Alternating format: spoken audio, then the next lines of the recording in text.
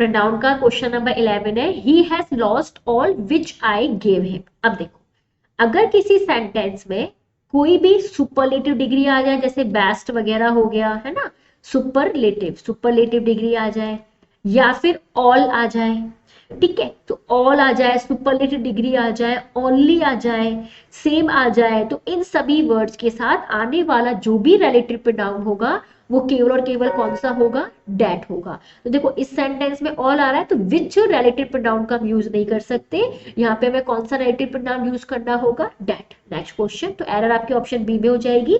Next question है, he is the man which I called. अब देखो जितने भी रिलेटिव प्रोनाउन है, रिलेटिव प्रोनाउन कौन कौन से होते हैं, एक तो हु हो गया, विच हो गया, दैट हो गया, हुम हो गया, राइट। तो अब यहां देखना, अगर रिलेटिव प्रोनाउन के पहले आने वाला जो भी है, अगर आने वाला जो भी शब्द है वो कोई पर्सन है, मतलब किसी व्यक्ति, मतलब किसी लिविंग का नाम है, कोई व्यक्ति है, तो आने वाला रिलेटिव प्रोनाउन या तो हु होगा या फिर क्या होगा, हुम होगा, लेकिन विच नहीं होगा, क्योंकि विच नॉन लिविंग थिंग के लिए आता है, ठीक है। डैट भी हो सकता है, लेकिन डैट जैसे ऑल हो गया, सुपरलेटिव डिग्री हो गई, ओनली शब्द हो गया, इनके साथ आता है।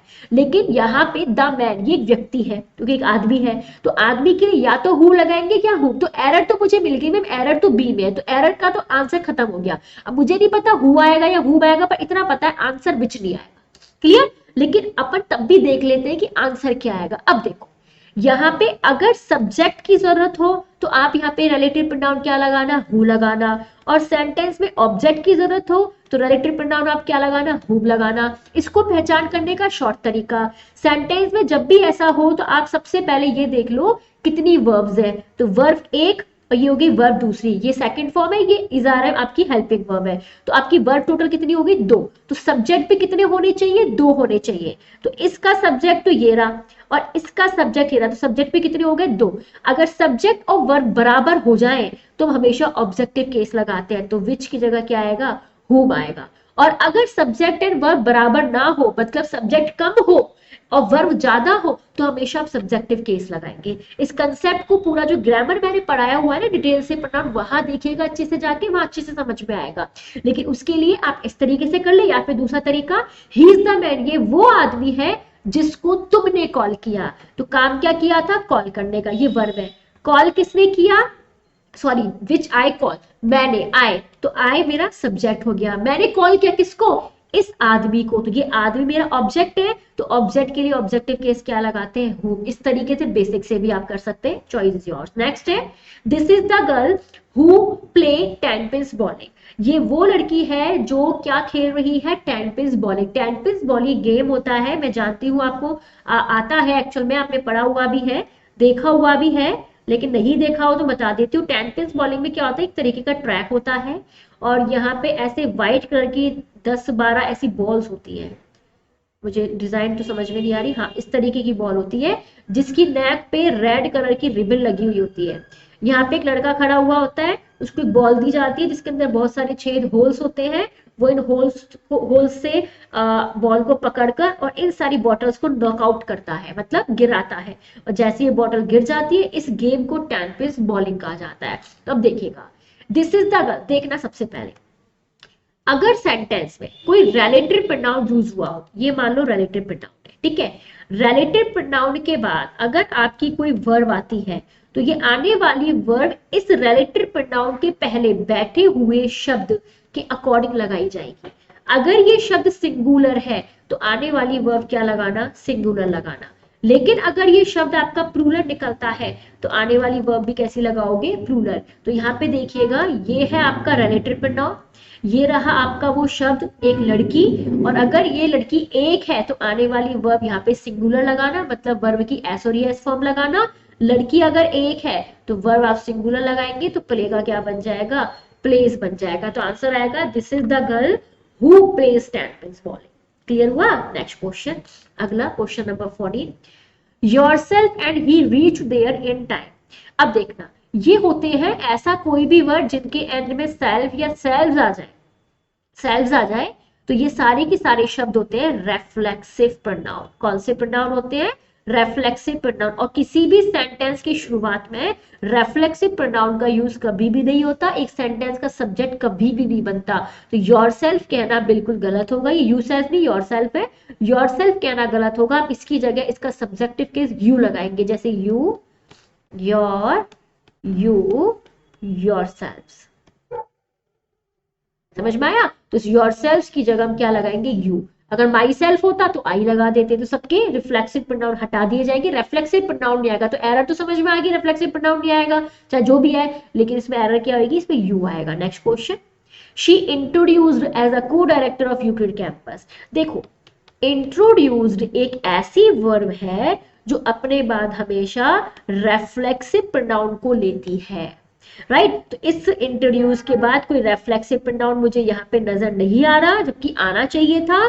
तो यहाँ पे शी का रेफ्लेक्सिव प्रोनाउन क्या होता है? She, her, her, herself. तो यहाँ पे आपको हरसेल्फ लिखना पड़ेगा, अब जाके सेंटेंस बिल्कुल सही हो जाएगा। तो आंसर बनेगा she introduced herself as a co director of Euclid campus, right? Next question देखते हैं। अगला क्वेश्चन 16वां, I enjoyed during my tenure at Shimla. ये क्वेश्चन एग्जाम में जब पूछा गया था तो इसमें एरर ऑप्शन नंबर ए में लगानी थी। क्यों?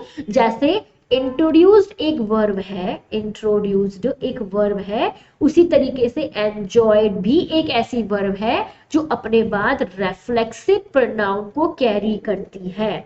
तो एंजॉय के बाद यहाँ पे कोई रेफ्लेक्सिव प्रोनाउन तो है नहीं, तो इस जो भी आपका सब्जेक्ट है, इस आई का रेफ्लेक्सिव प्रोनाउन क्या बनाएंगे? आई, माई, मी, माई सेल्फ।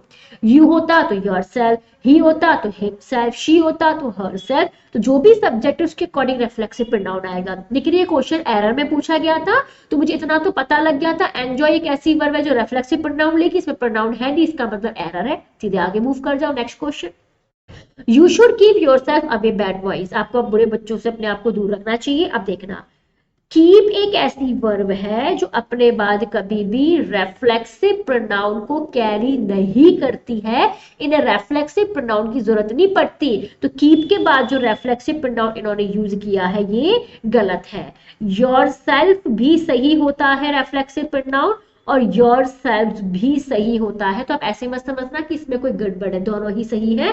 कब कौन से यूज किए जाएंगे वो मैं आपको ग्रामर की क्लास में अच्छे तरीके से मैंने समझाया हुआ है, वहां देख लीजिएगा। नेक्स्ट क्वेश्चन, अगर तब भी कोई दिक्कत है मुझे व्हाट्सएप या फिर ऐप पे मुझे मैसेज कर देना, ठीक है? नेक्स्ट देखो, do you know of him leaving the town. अब देखो, अगर किसी सेंटेंस में वर्ब की आईएनजी फॉर्म आ जाए, मैं इसको यहां समझा देती हूँ, देखना। अगर किसी सेंटेंस में वर्ब की आईएनजी फॉर्म आ जाए और इस आईएनजी फॉर्म के पहले कोई प्रोनाउन आ जाए, तो ये प्रोनाउन हमेशा पजेसिव केस में आएगा। मतलब जैसे आई, माई, मी, यू, योर, यू। सेंटेंस में हिम है ना, तो यहां देखो, ही, हिज, हिम, शी, हर, हर। अब देखो यहाँ पे सबसे पहले, तो यहाँ पे आईएनजी के पहले पजेसिव प्रोनाउन, तो ये पहले वाला जो आप यहाँ पायल देख रहे हैं ये तो है सब्जेक्टिव केस। कौन सा केस? सब्जेक्टिव। ये लास्ट वाला आप जो देख रहे हैं ये कौन सा है? Objective case. लेकिन ये जो बीच वाला है इसको बोलते हैं हम पजेसिव केस, जिसको मैंने प्रोनाउन में भी पढ़ाया था और प्रोनाउन के साथ साथ नाउन में भी पढ़ाया था। ग्रामर के टॉपिक में ये प्रैक्टिस सेशन है, ठीक है? Possessive case. तो यहाँ पे देखो, ये हिम, हिम का पजेसिव केस क्या होता है? हिज होता है। तो इसलिए आप पजेसिव केस यहाँ पे क्या यूज करेंगे? हिज यूज करेंगे। अब सेंटेंस आपका बिल्कुल सही होगा, तो सेंटेंस बनेगा of his leaving the town. Clear? Next question, अगला question number 90, one must obey his teachers. अब देखो, अगर किसी सेंटेंस का सब्जेक्ट वन हो तो आने वाली वर्ब भी इसके अकॉर्डिंग लगाई जाएगी और आने वाला प्रोनाउन भी इस सब्जेक्ट के अकॉर्डिंग लगाया जाएगा। तो यहाँ पे देखो, वन मस्ट, ये आपका सब्जेक्ट है, तो यहाँ पे आने वाला प्रोनाउन हिज नहीं होगा, वन के अकॉर्डिंग होगा। यहाँ तक पॉइंट समझ में आया? जैसा सब्जेक्ट है उसी के अकॉर्डिंग आपकी वर्ब आती है, उसी के अकॉर्डिंग आपका आने वाला जो प्रोनाउन है वो यूज किया जाता है। तो ये चीज आप हमेशा ध्यान रखेंगे जब भी आप करेंगे। तो यहाँ पे वन का ही प्रोनाउन आएगा और वन का जो प्रोनाउन हो जाएगा वो क्या हो जाएगा आपका सब्जेक्ट के अकॉर्डिंग। देखो, वन शुड ओबे वन टीचर्स। आया? तो यहाँ पे इस हिज को हटाकर आपको क्या लिखना पड़ेगा, उसका पॉसेसिव केस वंस लिखना पड़ेगा। तो यहाँ हिज को हटाओ और वंस लिख कर दीजिएगा। नेक्स्ट क्वेश्चन, अगला, मे I know to whom I am speaking. देखना, मैंने बताया था अगर किसी सेंटेंस में कोई प्रेपोजिशन यूज हुआ हो, प्रीपोजिशन, तो प्रेपोजिशन के बाद हमेशा कौन सा केस आता है, ऑब्जेक्टिव केस आता है। तो यहाँ पे हु एक सब्जेक्टिव केस है, टू मेरा प्रेपोजिशन है, हु मेरा सब्जेक्टिव केस है, तो सब्जेक्टिव केस को ऑब्जेक्टिव केस में बदलना पड़ेगा, तो हु की जगह हुम लगाना पड़ेगा। तो यहाँ पे आप एरर क्या निकालेंगे, हुम, टू हुम। अब जाके सेंटेंस आपका बिल्कुल सही होगा। अब मूव करते हैं नेक्स्ट क्वेश्चन की तरफ, क्वेश्चन नंबर 21।